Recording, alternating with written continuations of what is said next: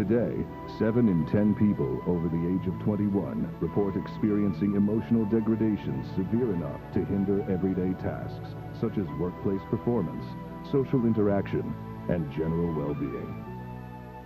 Emotional stability is required. Hey, so I'm currently working on getting an avatar for these videos, so for now there won't be much on screen for you to look at when I'm talking. Actually, hold on. Ah, there we go. Now I'm like that guy who smokes way too much. Wait, where am I? This is not my studio. Yeah, that's cool, that's... Oh, damn it. Anyways, I promise it won't be like this forever, and this girl will hopefully be done as soon as possible.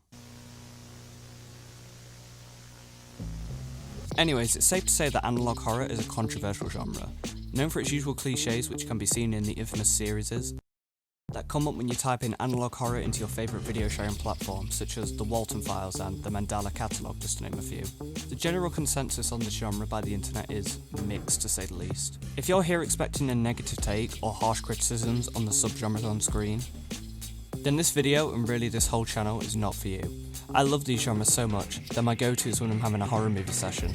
Yeah, some of the series in this genre aren't the best or the scariest, but I tend to drift towards not just series that I find scary, but ones with enticing stories or mysteries. Hell, I love a good ARG or what I call a fifth wall break when I can get one. If you see your series here and I happen to talk about it in a more negative light, please don't take it personally. I really admire the work that went into creating all of these videos, and I've really enjoyed watching them and seeing the effort and passion poured into them. And to any haters watching, don't go and attack any critics or series here or anywhere else. It's not worth the effort and you will just look stupid.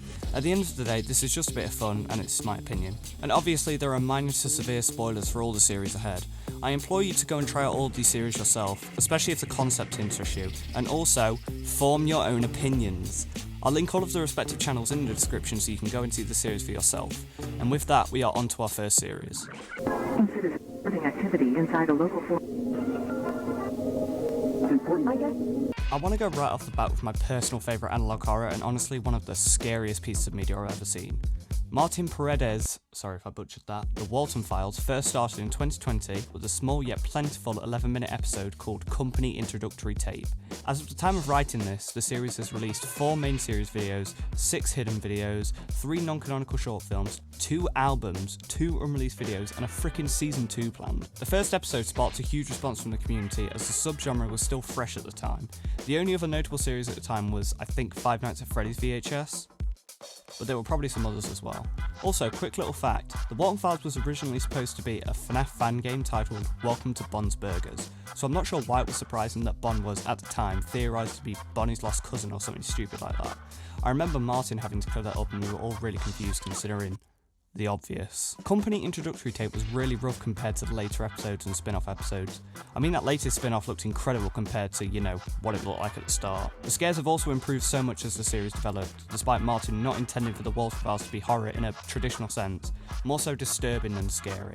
I think that he definitely hit the nail on the head there. Despite the title only talking about one tape, there's actually 3 tapes. The first tape is exactly what the title is, an employees-only introductory tape designed to familiarise new staff with their job positions and responsibilities. This tape being made for those working in technical support. Here we are introduced to the cast of horrifying robots, known as the Showstoppers. They are Bon, Shar, Buzu and Banny respectively, along with the creators Jack Walton and Felix Kranken. These 2 become very important in the story down the line. Then it glitches and shows this thing.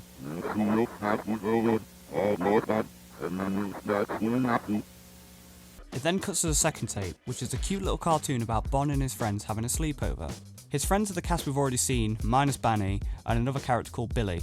He is the slept-on character. Bon spent all his money on a really funny movie. Oh, I wonder which one he picked. Which he hopes all of his friends will enjoy and will laugh with little Bon.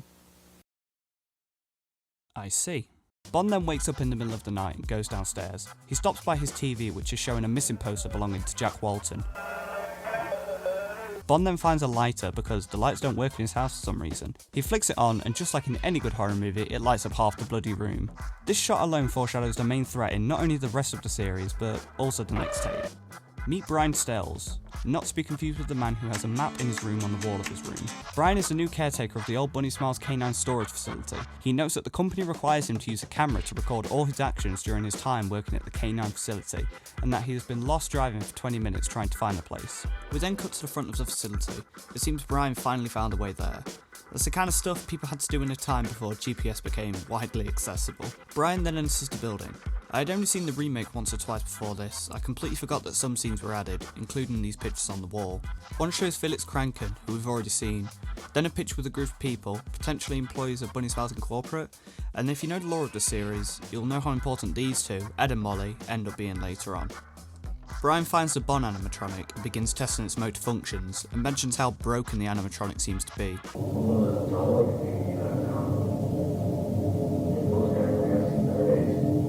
After checking the head and right arm, he checks the left arm. He gets cut off by Bon starting to move all on his own, making strange noises, seemingly laughing. It was at this point we can only assume that Brian realised something was wrong. From this point on, the video sort of takes on a mind of its own. Information is sort of just thrown at you. Not at Poochie and Pansy speed, but still quick enough for me to have a hard time deciphering what I'm actually witnessing. I'll try and explain the best I can though. We cut to a close-up of Bon on a white background. His eye sockets are empty before he grows a pair of eyes.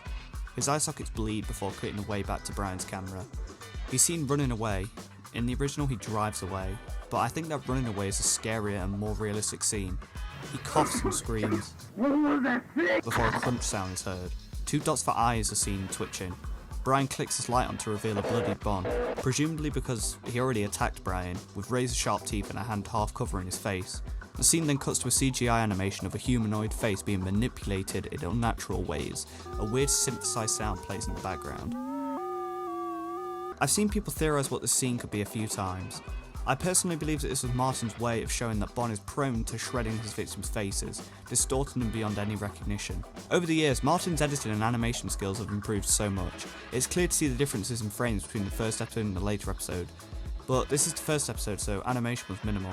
Instead of planning a full-on death scene, he used a simple animation from the 1970s to imply it.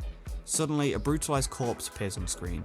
The only sound is the sound of tape noise. Text pops up on the screen. I can't feel anything. He thought I was her. Brian Stell's BSI ID fades in on screen, confirming that the mutilated corpse that we just saw belongs to him. Finally, an uncanny photo of a man pops up. This is the clearest photo we currently have of Jack Walton. Muffled music starts playing. The background fades from black to white, the photo fades away into the brightness, and the tape cuts.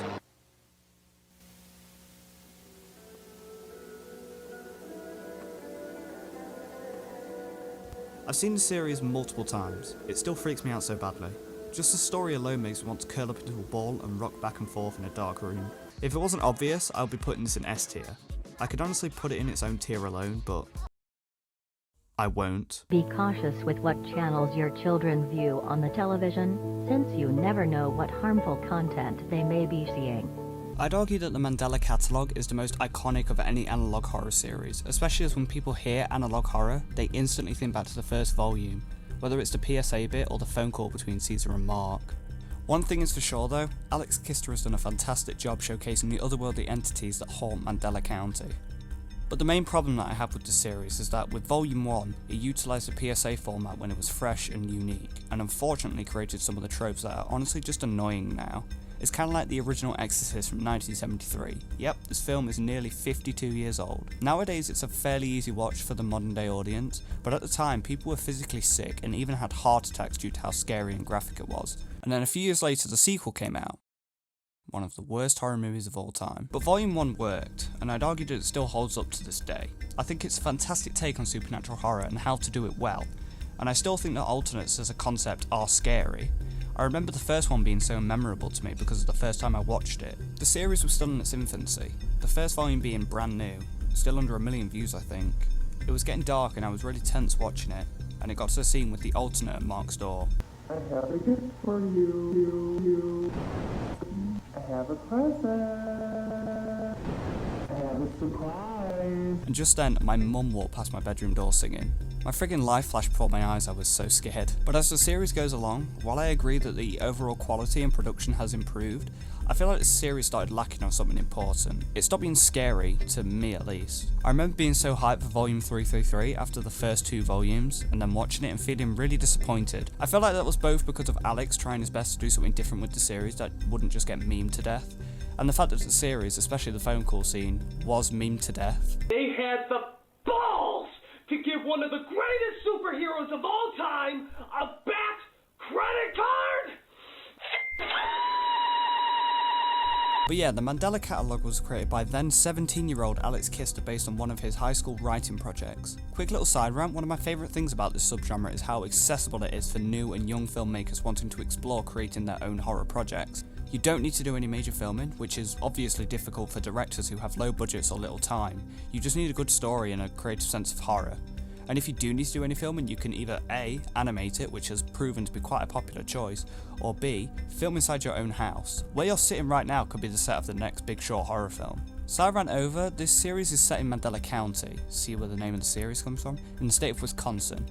Mandela isn't real, so don't go looking for it. The main antagonists here are known as alternates, which are supernatural shapeshifters. As far as I'm aware, the alternates date as far back as the biblical times. Oh yeah, there's also lots of religious imagery in the series. It's not really explained where the alternates have come from. Fans have just assumed that their home world is just hell. The series starts with Overthrown, which uses an animated film to tell its story. The basics of what we're about to see is told to us by this text-to-speech voice. One of the things I don't like that the series seems to popularise is the text-to-speech voice, specifically the low-speaking ones like this one and this one. I find it really hard to listen to what they're saying without subtitles, and the audio engineering on analog horror tends to be really off balance. So you have these whispered voices really quiet for a bit and then a really loud screamer comes, and it throws me off. The Archangel Gabriel comes to Mary, Joseph and the shepherds to give a message of good news, except it isn't really the Archangel Gabriel. After descending to tell Mary the good news and glitching a bit, the angel begins speaking. I've come to bring good news. News? For me? If you're not aware, this is binary text. After translating, it reads, I am the one true saviour. I must reverse the delusion. Joseph is next. Mary respects the message, believing it to be from God, before responding, Whatever God wants. This is a good representation of how the alternates will manipulate their victims into doing their bidding, by wearing the faces of people their victims love and respect. And then the alternate goes to watch Joseph sleep. Wake up, wake up, wake up, wake up, wake up. Hey man, let him sleep, oh my days! The angel then goes to the shepherds, telling them he is their one true saviour. The shepherds stare on in fear and shock, and the angel reveals his true form to them. He tells them he knows every detail about them, what makes them human, what they love. I know what you dread. Before his face distorts with a wicked and sinister smile and bulbous eyes. Yeah, honestly, it is a pretty goofy entry, with it also not actually being that scary. Alex himself even compared it to a YTP rather than an actual horror short. So Alex has since remastered the first volume of the Mandela catalogue, updating some of the scenes, and he's made them more original and scary. Let's see how he did. We are currently receiving countless reports regarding unidentified... Ow, my ears, dude. This is definitely a lot more effective and realistic. The editing is a lot more polished and cared for. It even has VHS noise. There isn't a weird glitch during the phone call this time round, and it even shows Caesar's alternate in action, with a lot more light shined on Mark's torment rather than just leaving it to the viewer's imagination. It also lingers on dark scenes for longer, which surrounds the viewer with dread and tension. It also improves on the training video segment, making it look a lot more professional and less bare, using a human voice instead of a text-to-speech model. Just like the original, the voice doesn't read out the segment explaining what to do as a 911 operator during an alternate encounter. I really admire these two lines, they still give me chills. Intruder Alert is my personal favourite episode from the series. It shows how truly dangerous these entities are in just under 6 minutes. This video still makes me uncomfortable, even after rewatching it a good few times. Especially the bit about the baby. But wait, this thing isn't an alternate? Volume 2 is where the series makes the transition from analog horror to digital horror. We follow our protagonists Adam and Jonah, who are on the run, yet still working for the Bythorn Paranormal Society. Rewatching this episode made me appreciate it so much more than I previously have. The last 5 minutes are emotionally horrifying. Just look, Jonah's pleading rant to Adam as he walks down the stairs towards a meowing cat. These things have taken so much away from us, yet you still run to them every chance you get. No, I fucking listen to me. You're not invincible, okay? I know you thought that when we started doing these fucking death marches. And nothing happened, and I get it, but this right here is real, and you should know that more than anybody. While he angrily yells back, it's enough for their bridges to burn then and there, especially when Jonah comments on someone related to Adam. What's that even supposed to mean? I wish we never looked for your because she is dead and gone, and we were never gonna get her back. What did you just fucking say to me? To which he screams back, telling him to just leave. And I'm sorry that these are the lives that we lead today, but Adam, if you walk down those stairs, you'd be joining her. And if by some miracle you come back out, I don't think you'd be yourself. And I'm telling you right now that I won't be here to confirm that. Well then just fucking leave then! Leave! He then films himself walking down to the basement to find the cat meowing was just from a television.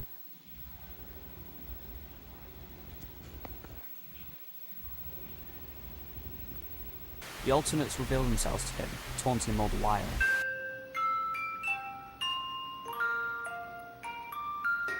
Nobody is coming to help you. They're proven right when Adam tries to contact Jonah. Jonah? You there? He receives no reply. We cut to Jonah driving away crying. An alternate is taunting him, blaming Jonah for leaving Adam to die.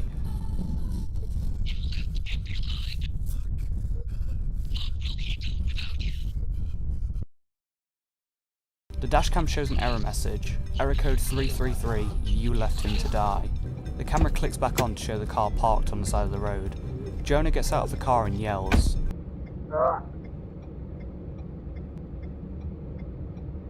Before all goes quiet, and the video ends. The Mandela catalogue definitely doesn't end there, but it's way too long to talk about the whole thing in this video. I've barely even finished Act 1, and I haven't even seen past Volume 333 yet. I didn't even know there was a second act until I started research for this, and now there's a whole second channel. From the first act alone, this series gets a B tier. Also, Alex is actually looking at making a feature-length adaptation of the series, which will be interesting to explore in the future if it does get made.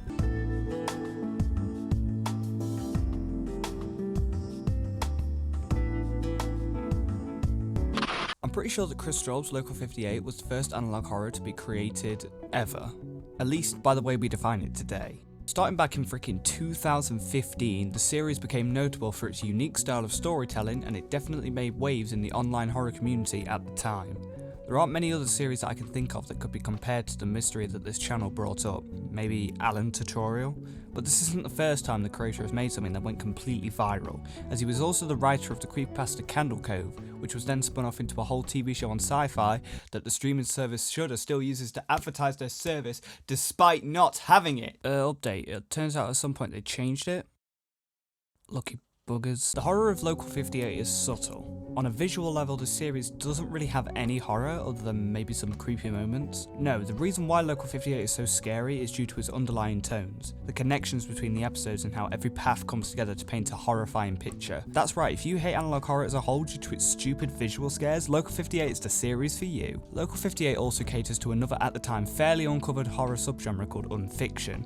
Some other more modern works in this genre include anti-piracy screens and FNAF ransomware, but some from earlier include Petscop and Ben Drowned. And if you want to go really far back, then take the Blair Witch Project, or even further, Cannibal Holocaust. Those films had their actors sign contracts agreeing that they will disappear from the public for a certain amount of time to add to the effects of their respective film. In fact, the director of Cannibal Holocaust got into major hot water after people believed that he had actually created a snuff film.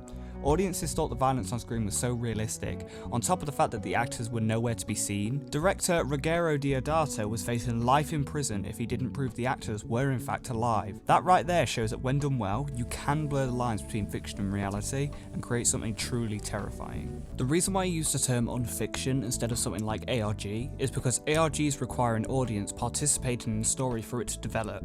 like by using a website to find clues to the mysteries and put the pieces together. And fiction works, on the other hand, develop whether or not an audience is actively participating with the story. Dr. Nowhere's The Bored One phenomenon is a good representation of the difference, as it actively addresses the viewer and warns them that this is something that can and will affect them, not just the characters on screen.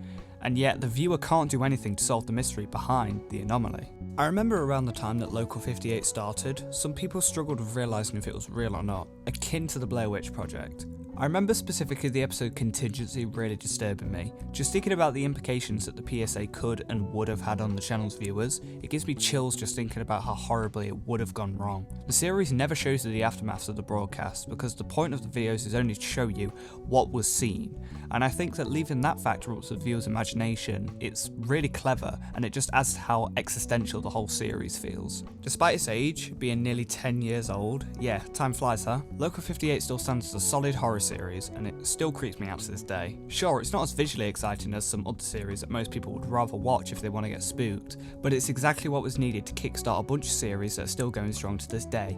For these reasons, I'm putting Local 58 in B tier.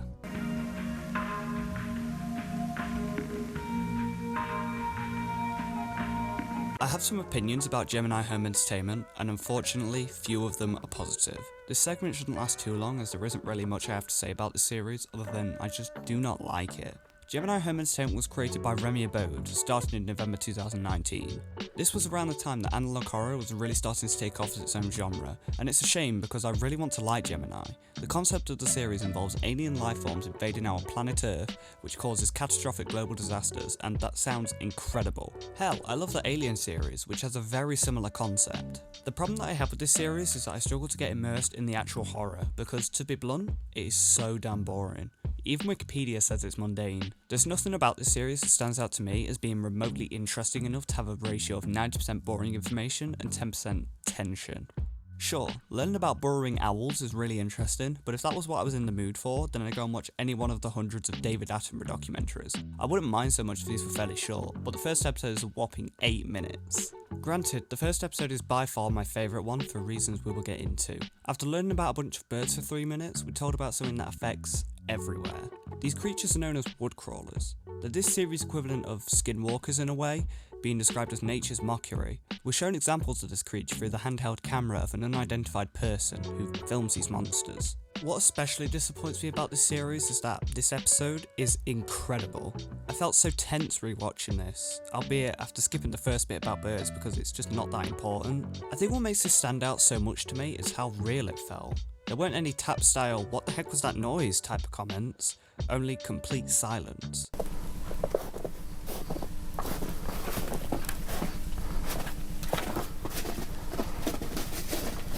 The person behind the camera hides in the darkness, choosing to be as hidden from the creatures as possible. When one of the woodcrawlers spots him and chases after him, he stops filming and runs. This person's actions aren't played up for the camera to try and add to the horror, it just feels so human, and that's what makes this episode in particular work. Another frustration of mine isn't the series' fault, but I see Gemini being heralded online as the best analog horror created, when its main use of scares are my least favourite trope in the genre, that being the huge wall of information. And since most of the horror doesn't start until the second halves of each video, you're just left with information that doesn't add to the series in the slightest. And sure, while there are small bits of horror that creep in through the cracks, you're then saved by the end screen. There's no climax, no jump scare, nothing. Sure, it works for the first episode or two, but after that it just gets boring when you know that nothing is going to surprise you, and that slightly tense feeling in your stomach is the worst that it's going to get. Another problem that I have with this series is the pacing. I've even admitted how much I loved the first episode, but my god does it take forever introducing elements. The time that it takes for the episode to mention that the creature affects everywhere, say what its name is, a bit about what it does and where it lives, it decides to take 63 seconds. And just to put into context how long that is, you learn more about the goddamn burrowing owl in 45 seconds. And after the second episode is where the series stops being scary to me. For example, the third episode is about this company's artificial intelligence and how it gradually says more disturbing things the more you feed it. kind of like actual artificial intelligence. Yeah, I've never really liked Gemini Home Entertainment. I really respect the passion and the talent that went into making it, and I also respect how it didn't resort to just jump scares. However, I think there really needs to be a balance of undertones and visual elements in this genre.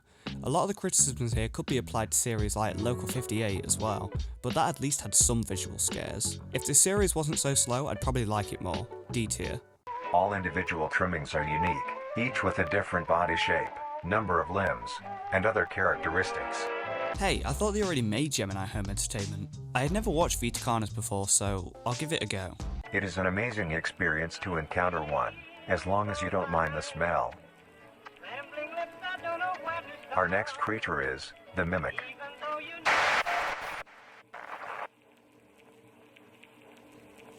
How has it taken until the end of the 3rd episode of a horror series for there to be any horror? Wait, I spoke too soon. These creatures are actually pretty cool. But, you know, can we move on to something other than this PowerPoint presentation? The monoliths. So, what's the interesting thing about these creatures then? The monolith is a very new creature, only showing up in June of 1972, in the area of... Oh. Okay, so what do they do? What the monoliths do is simply stand and do nothing. The only activity documented that the monoliths have done was in... During this period, they were extremely aggressive. When the group of... I see.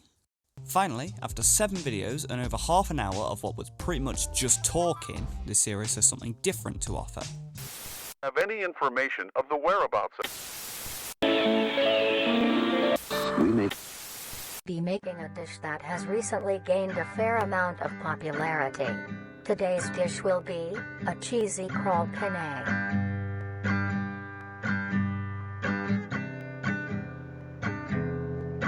Oh, this series. The scariest bit of that was the fact that he used the same knife and chopping board to cut raw meat and vegetables. But the main problem that I have with this series is not only that I found it kind of boring, but also that it relied on you finding the concepts of these creatures scary, deciding to tell you about what they do and how they act before you see them in action. Now, this completely removes the horror of it for me.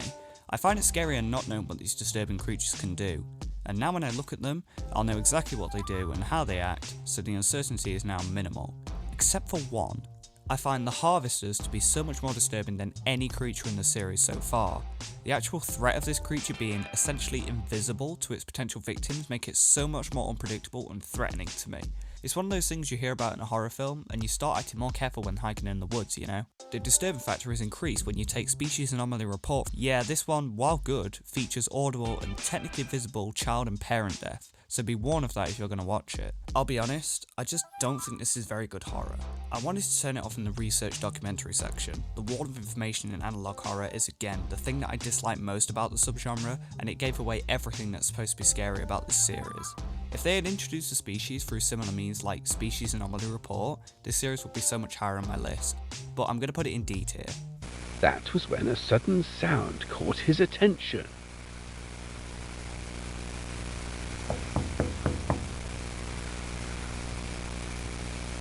Moving on from a traditional analog horror series into a short film, we have The Kid and the Camera. Uploaded to the Grumpled Inc. Entertainment channel in 2023 and approved by Battington of all people, this claymation short film was really notable for its unique and subtle takes on the analog horror format. Presented in the style of a kids cartoon, it again uses subtle undertones and adult fears that would fly over kids' heads. We're introduced to our protagonist Kalen, who loves his camera. One day he trips and breaking it, cracking the screen and bricking the whole device. We then cut to him laying awake at night, haunted by thoughts of his camera. Now, I only laugh because it's accurate to the storylines you'd actually find on these low-budget kids' cartoon channels. And then a knock comes at his window. I remember watching this for the first time, and this bit felt so tender to me. I hate the thought of someone knocking on my window at night, let alone looking and seeing someone looking back at me. Here, we are introduced to the Kipsneed, a sleep fairy who manages to convince Kalen that he isn't a stranger and is instead a friend. He gets Kalen to follow him with his broken camera to a seemingly abandoned house with the promise that he will fix it for him. By this point, the narrator's voice has deepened and become more somber in tone. So, in spite of his obvious fright, Kalen marched into the home. I'm going to stop showing you what happens there, as the tension shown in the last few minutes still gives me chills, and I really recommend you go and watch it for yourself without me telling you what happens, even if you can more than likely figure it out. This short is remarkable, and not just because it plays on every parent and carer's greatest fear, it's also just so damn well made. Like an actual short film you'd see on TV, or a PSA designed to teach children not to trust strangers. Also, the little details you may or may not notice just add so much fear to this. The narrator's voice slowly changing as the film goes along. "Hello there, young lad," greeted the creature. "I'm the Kipsneed. I must have my camera fixed." So, in spite of his obvious fright, the logo disappearing, the film becoming less vibrant as it goes along, less cartoony almost. And best of all, it was almost completely done by one person. The response to this in the horror community was surprisingly positive for an analog horror, being reacted to by people like Joe Bartolozzi and 8-Bit Ryan. It has a 4.32 out of 5 on Newgrounds and over 3.2 million views on YouTube. I'm very much in agreement with the community here. The boy in the camera gets a B tier from me. Criminal.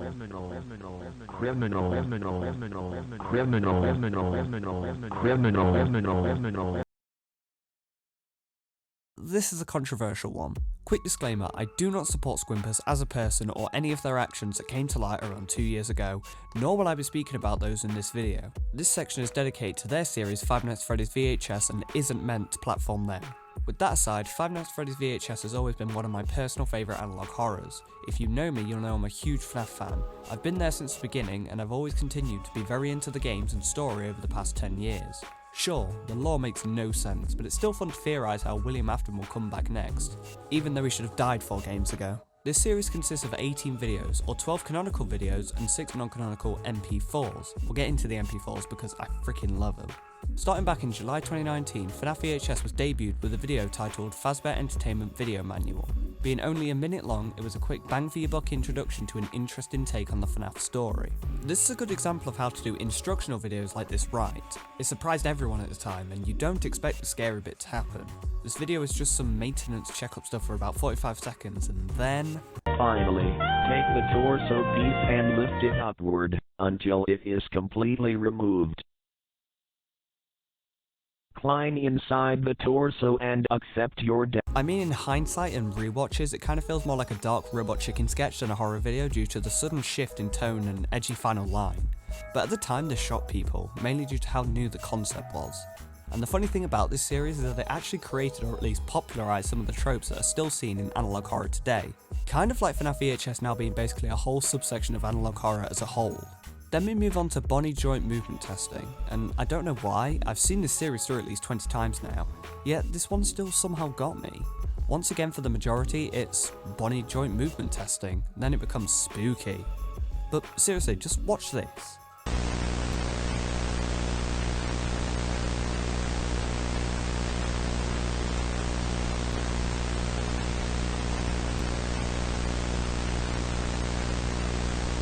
I don't know why, but this scene alone is just so tense to me.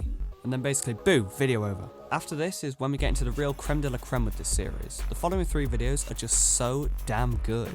Sound Response Check follows Chica, who instead of her FNAF 1 model seems to have a prior version of her withered form. A detail I like about this one frame is the sudden yet bulging eyes that stare deep into the camera, almost like they're looking right at you through the screen.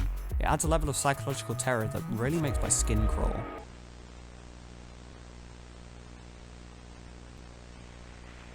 And then the music starts. And then the monologue comes in.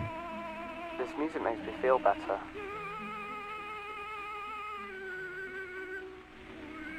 It makes me think about birds. I like birds. They are pretty. One time I saw a bird sleeping in the snow. That's what bad dreams are about. I feel like I'm sleeping in snow, and I can't get up. It's too cold for me to do that. Things don't breathe when they sleep in snow. I can't breathe.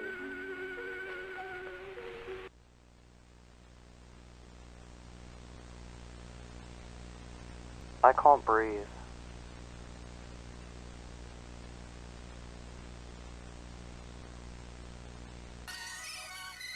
Now you might be thinking, what is this? Why is it blurred? It's kind of hard to see, but it's a shaky picture of a dead bird frozen in snow. Yeah, I'm surprised this video stayed up for as long as it did. I won't go into too much more detail about the canonical videos because I really think you should go and watch the series for yourself if you haven't. The creators themselves have admitted that they make no money off it, so you don't need to worry about if watching it will support them or not. But there are unofficial uploads that you can go and find. I might even link one in the description. But on to the MP4s. These are simple, non-canonical videos with one intention only, to scare you. There's no story, no other purpose, just uncanny terror. There's 6 of these and I'll walk us through them now. Go to this time here if you don't want the videos spoiled for you. BirthdayBoy.mp4 is our first entry in this mini-series. We see Funtime Freddy stood alone in the dark, his eyes are glowing white. A simplified rendition of Happy Birthday starts playing in the background as Freddy makes his way closer and closer to the viewer.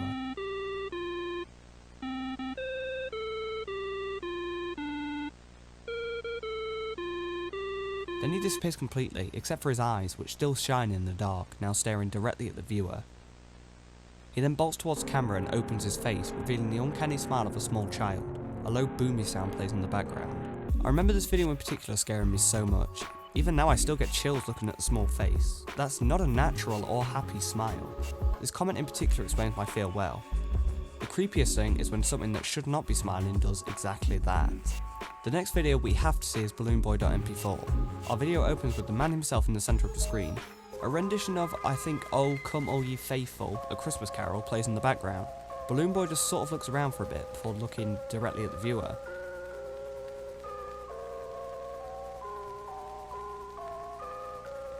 A distorted version of his face appears for a split second before cutting to this pixelated version of him. We stay in silence on this frame for a few seconds before...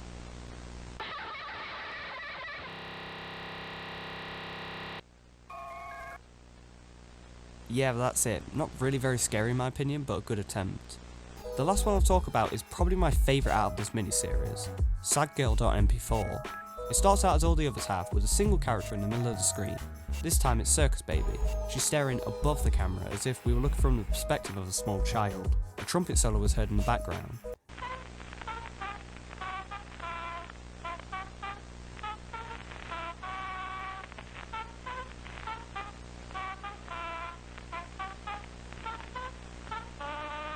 A small poem is heard being read out. There is a young girl who sulked in her room. She wanted an ice cream and wanted one soon. She begged to her father, he turned her away. He always turned her away. She was so sad. She was so sad. And Baby's eyes start looking down directly towards the viewer. The lights turn off. And then the phrase, "Who could ever love a girl like Elizabeth?" A disturbing frame of Baby's head with a scowl and fearful human eyes are seen looking directly at the viewer. Overlapping noises are heard before a scream blares through and causes the camera to glitch, and the video shuts off. This frame alone still freaks me out to no end. I'll be laying in my bed trying to get to sleep, and my brain thinks Circus Baby with human eyes is peeking out from the closet. But yeah, the original FNAF VHS gets an A tier, because one creator took some of these videos and made them so much better.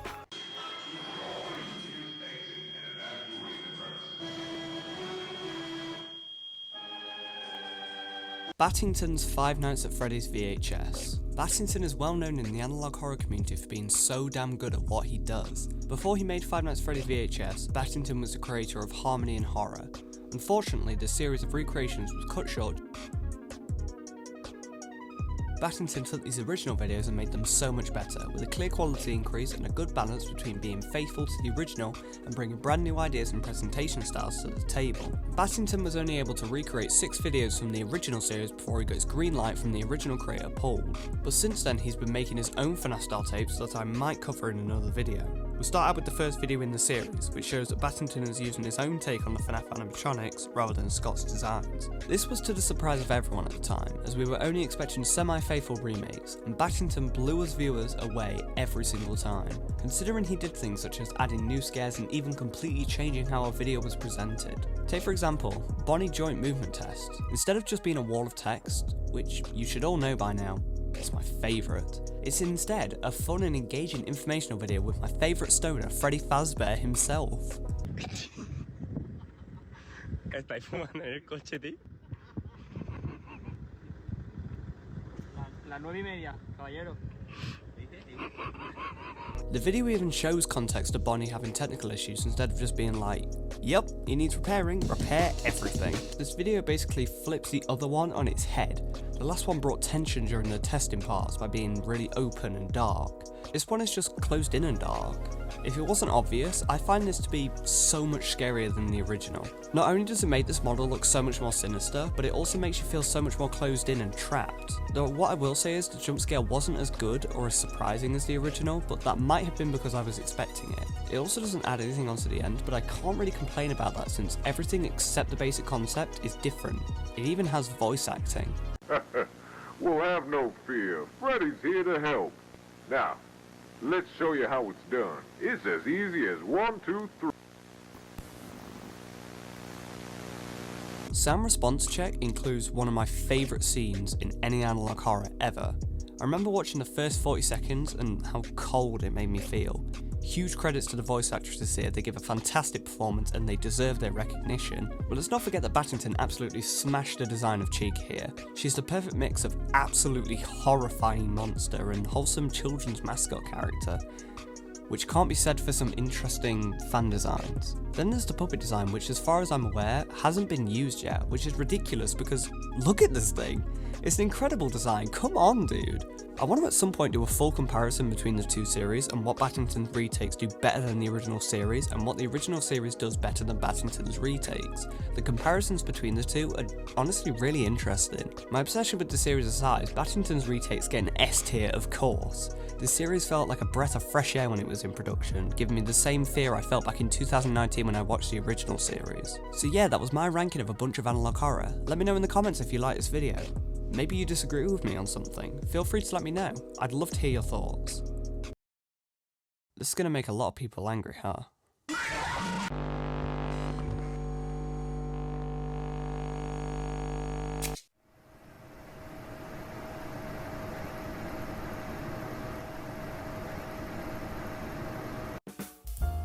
Hey, I'm new to this style of content.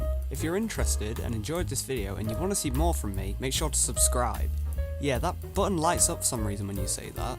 You can also like the video. No idea what it does, but I played Adventure Capitalist for like a year when I was 14. I like watching numbers go up.